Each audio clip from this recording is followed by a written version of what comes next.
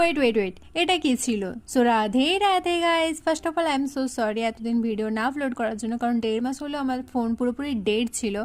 তো আমার মুডও অফ ছিল যে ভিডিও কোথা থেকে পাবো আর কি আপলোড করবো, তার জন্য কোনো রকম ভিডিও আপলোড করা হয়নি। তো এটা ছিল জয়াদির রিসেপশনের ব্লগ। তো রিসেপশনে যাওয়ার জন্য এখানে বাস করা হয়েছিল, আর সিরিয়াসলি বলতে আমরা প্রচুর এনজয় করেছি। এটা ছিল আমার সেকেন্ড টাইম বাসে এক্সপিরিয়েন্স। আর তোমরা কি ভাবছো আমরা বাঙালি ঠিক টাইমে বেরাতে পেরেছি? না না বস, আমরা ঠিক 3টের সময় টাইম দেওয়া হয়েছিল আর আমাদের বাস ছেড়েছিল 4টের সময়।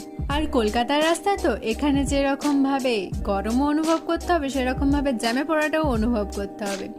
আর দেখো অ্যাজ ইউজুয়াল আমার মেকআপ আর্টিস্ট দি সে বাসেও লেগে পড়েছে মেকআপ করার জন্য।